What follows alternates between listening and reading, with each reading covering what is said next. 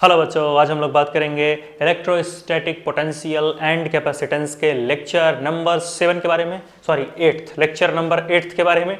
और यहाँ पर हम लोग डिस्कस करेंगे numericals based on equipotential surface, कि हम लोग क्या करेंगे इक्विपोटेंशियल सरफेसेस के ऊपर बेस्ड न्यूमेरिकल्स लगाएंगे। तो दो तरीके के न्यूमेरिकल होंगे। खैर दिखाते हैं टॉपिक क्या क्या हम लोग पढ़ेंगे। तो चलो भाई देखते हैं आखिर क्या क्या टॉपिक है। तो जो सबसे पहला टॉपिक होगा वो होगा basic numericals on equipotential surfaces, कि हम लोग यहां पर डिस्कस करेंगे बेसिक टाइप के न्यूमेरिकल जो कि इक्विपोटेंशियल सरफेस पर बेस्ड होंगे। और उसके बाद हम लोग क्या देखेंगे, उसके बाद हम लोग थोड़ा सा कॉन्सेप्चुअल लेवल के न्यूमेरिकल्स देखेंगे इक्विपोटेंशियल सरफेस के ऊपर। ठीक है, अब कह रहे हो इक्विपोटेंशियल सरफेस क्या है, पिछले लेक्चर में जाओगे लेक्चर नंबर 7 में, तो वहां पर मैंने इक्विपोटेंशियल सरफेस के सारे कॉन्सेप्ट को पढ़ाया है। ठीक है, तो यहां पर हम टॉपिक हमने देख लिया। अब शुरू करते हैं अपने न्यूमेरिकल्स को। चलो भाई शुरू करो। पहला न्यूमेरिकल, चलो 50 पैसा के लिए शुरू है आपके स्क्रीन पर कंप्यूटर जी। हाँ कहानी हटाओ, देखो यहाँ क्या दिया है आखिर न्यूमेरिकल, उसे देखना है हम लोग को। देखो कह रहे हैं कि अ proton is released from rest in an electric field, मतलब एक प्रोटॉन को रिलीज किया गया। ठीक है, एक प्रोटॉन को छोड़ दिया गया है रेस्ट से, मतलब वो पहले रेस्ट में था, ठीक है, वो फिर वो मोशन में आ चुका है। किसमें? किसी इलेक्ट्रिक फील्ड में। किसी इलेक्ट्रिक फील्ड में पहले वो रेस्ट पे था, बाद में वो मोशन में आ गया। तो जब वो मूव करेगा, चलने की उसकी जब शुरुआत होगी, जब वो चलना शुरू करेगा, तो किस रीजन में? हायर पोटेंशियल से लोअर पोटेंशियल में जाएगा या लोअर पोटेंशियल से हायर पोटेंशियल में जाएगा? बताते हैं। क्वेश्चन देख लो, छाप लो, टीपू सुल्तान टीप लो भाई। तो इसको हम लोग डायग्राम के थ्रू समझते हैं। क्वेश्चन नंबर 1 को चल भाई, कहां बनाओ डायग्राम? यहां देखो। चलो तो इसका डायग्राम मैं बनाता हूं। इन्होंने कहा कि मान लो हमारे पास बहुत ही बढ़िया इलेक्ट्रिक फील्ड लाइन है, तो ये हमारे पास है इलेक्ट्रिक फील्ड लाइंस। बन गई क्या? हाँ, तो ये हम लोग के पास बनती चली जा रही है बहुत ही बढ़िया बढ़िया इलेक्ट्रिक फील्ड लाइंस। ठीक है, दिख रहा है कैमरे में? हाँ, तो यहां पर उन्होंने हमको कहा कि हमारे पास है बहुत ही बेहतरीन सी इलेक्ट्रिक फील्ड लाइंस। ठीक है, बनाते जाओ धीरे धीरे। ठीक है, तो इस तरीके से हम लोगों ने कई सारी इलेक्ट्रिक फील्ड लाइंस बनाई। तो ये क्या है? ये है इलेक्ट्रिक फील्ड लाइंस। दोस्तों चुपी पे लूडो ना खेले। हाँ, तो इलेक्ट्रिक फील्ड लाइंस हम लोगों ने बना रखी हैं। फिर हमने कहा कि इस खूबसूरत सी इलेक्ट्रिक फील्ड लाइन के अंदर, इस खूबसूरत सी इलेक्ट्रिक फील्ड लाइन के अंदर हमने एक चार्ज को रखा है। ठीक है, हमने एक चार्ज को रखा है, और वो चार्ज कैसा है? प्रोटॉन है। प्रोटॉन भी तो एक चार्ज होता है। तो चलो, प्रोटॉन एक चार्ज है, पॉजिटिव चार्ज होता है प्रोटॉन। तो यहां पर हमने कहा कि जो हमारे पास प्रोटॉन जो पॉजिटिव चार्ज है उसको हम लोग प्लस क्यू की तरह लेंगे। तो यहां पर हमने कहा कि हमारे पास एक बहुत ही सुंदर सा प्यारा सा चार्ज बिल्कुल तुम्हारी तरह प्लस क्यू रखा हुआ है। ठीक है, प्लस क्यू रखा हुआ है, जो कि प्रोटॉन है। ये पहले रेस्ट में था, पहले ये रेस्ट में था, अब ये स्टार्ट किया है चलना। किस डायरेक्शन में? इलेक्ट्रिक फील्ड की डायरेक्शन में। क्वेश्चन में यही तो बोला था, क्वेश्चन में इसने यही कहा कि जो हमारा प्रोटॉन है पहले रेस्ट में था, लेकिन फिर वो चलना शुरू कर दिया इलेक्ट्रिक फील्ड लाइन की डायरेक्शन में। तो कहे चलो भैया चल दिया ये रेस्ट से इलेक्ट्रिक फील्ड लाइन की डायरेक्शन में। तो वही पूछ रहा है कि अगर कोई चार्ज इलेक्ट्रिक फील्ड लाइन में, इलेक्ट्रिक फील्ड की डायरेक्शन में मूव करने लगे, रेस्ट से पहले रेस्ट में हो, फिर इलेक्ट्रिक फील्ड लाइन के डायरेक्शन में मोशन करने लगे, तो हायर पोटेंशियल से लोअर पोटेंशियल की तरफ मूव करेगा या लोअर पोटेंशियल से हायर पोटेंशियल की तरफ मूव करेगा? यही पूछ रहा क्वेश्चन। तो अगर पिछले लेक्चर्स देखे होंगे, जो कि मुझे उम्मीद है भूल गए होंगे, वहां पे हम लोगों ने पढ़ा था कि अगर इलेक्ट्रिक फील्ड बढ़ गई, ठीक है, अगर इलेक्ट्रिक फील्ड बढ़ गई तो पोटेंशियल घट जाएगी बच्चा। मतलब कि अगर कोई वस्तु, अगर कोई चार्ज इलेक्ट्रिक फील्ड की लाइन की डायरेक्शन में टिचिक टिचिक मूव करेगा, तो क्या होगा? पोटेंशियल उसका डिक्रीज कर जाएगा भैया, क्योंकि इलेक्ट्रिक फील्ड लाइन के अलोंग जब हम चलते हैं तो पोटेंशियल उतना ही घटता जाता है। यानी कि चार्ज कैसे जा रहा है? चार्ज डिक्रीजिंग पोटेंशियल की तरफ जा रहा। मैंने बताया था पिछले लेक्चर में, अगर जब भी हम इलेक्ट्रिक फील्ड लाइन के अलोंग मूव करते हैं हमारा पोटेंशियल घटता चला जाता है, और चार्ज भी तो इलेक्ट्रिक फील्ड लाइन के डायरेक्शन में जा रहा। इसका मतलब ये जो चार्ज है ये डिक्रीजिंग पोटेंशियल की तरफ जा रहा है। कैसा है ये, इसका जो डायरेक्शन है वो क्या है, डिक्रीजिंग पोटेंशियल वाला डायरेक्शन, उस डायरेक्शन में मूव कर रहा जहां पोटेंशियल डिक्रीज कर रही, क्योंकि ये इलेक्ट्रिक, ध्यान से, चार्ज इलेक्ट्रिक फील्ड लाइन की डायरेक्शन में मूव कर रहा।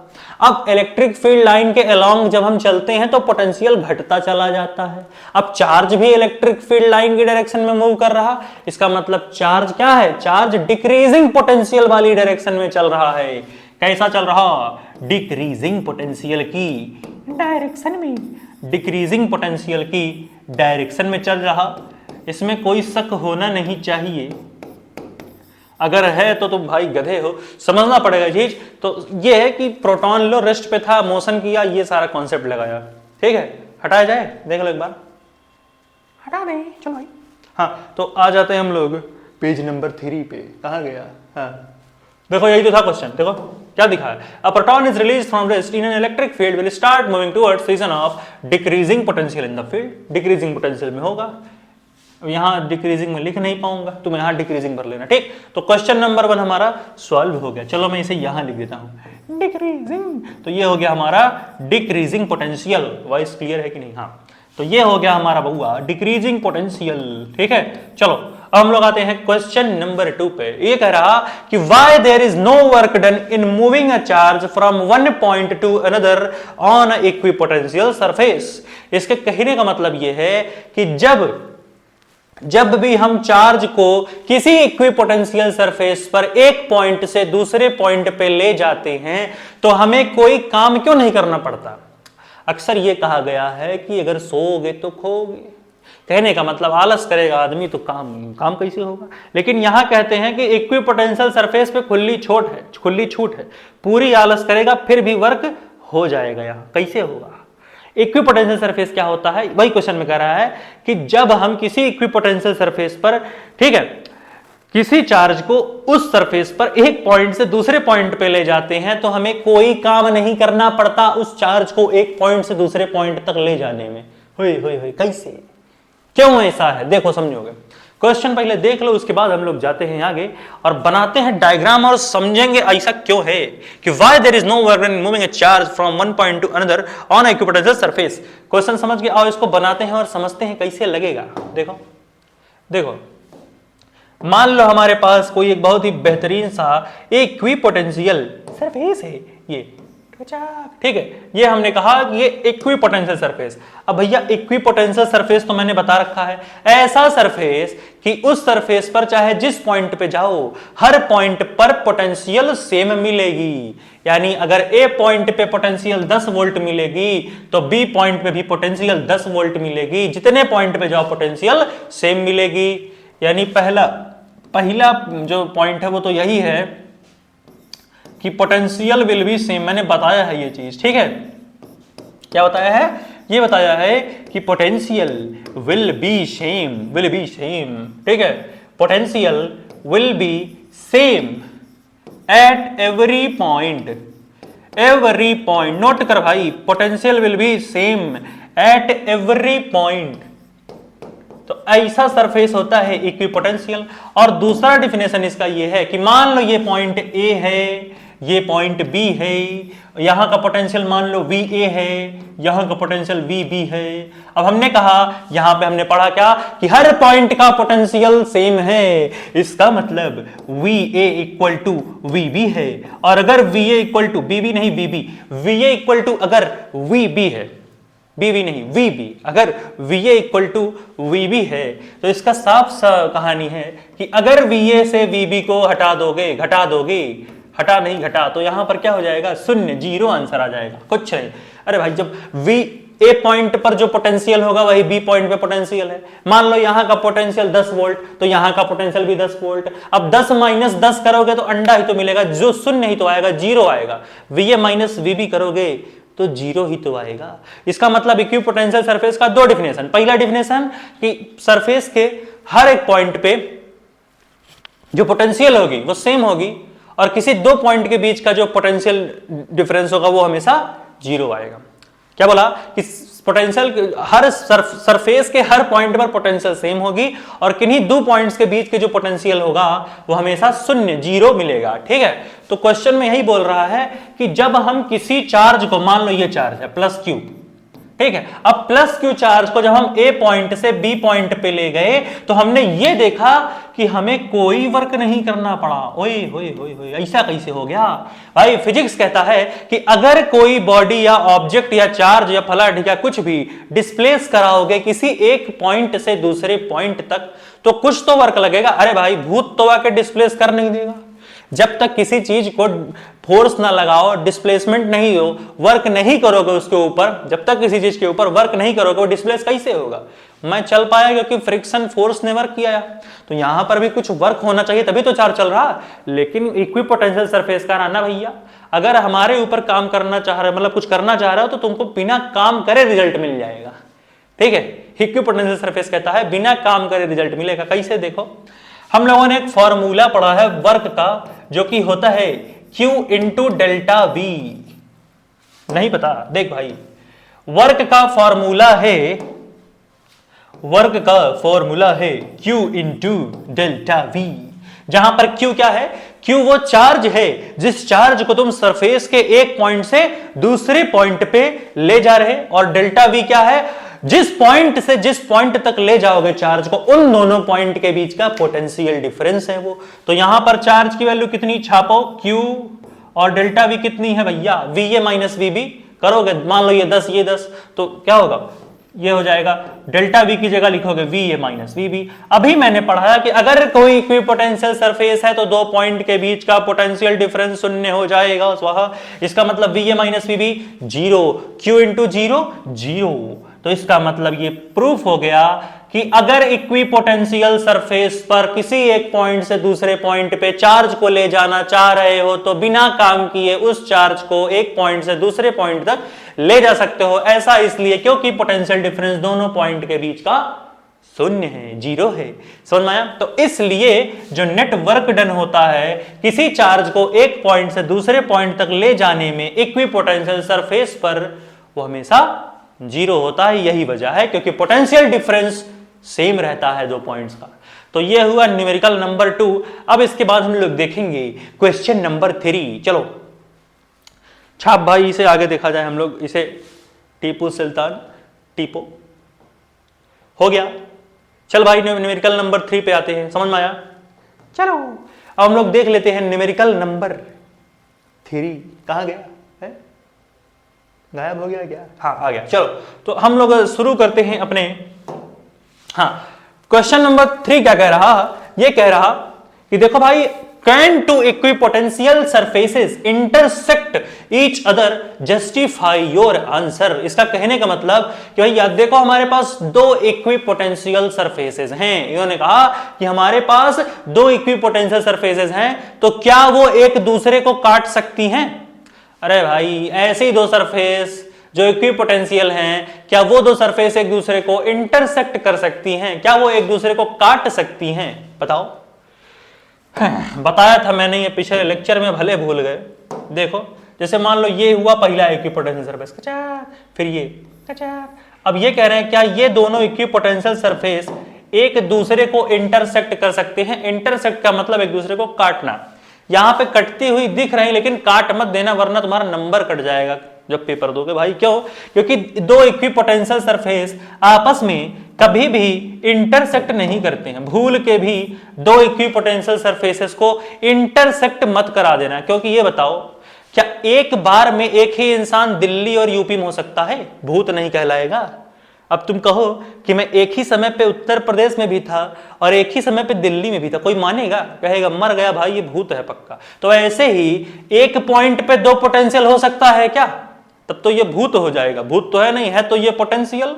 तो एक पॉइंट पर दो पोटेंशियल कहां से फिक्स? अब ये बताओ, हम कहे भाई यहां पे अगर आओगे जहां इंटरसेक्ट हो रहा, ये वाली सरफेस भी इंटरसेक्ट हो रहा है, ये वाली भी, तो इस पॉइंट पे क्या हो जाएगा? दो पोटेंशियल हो जाएगा।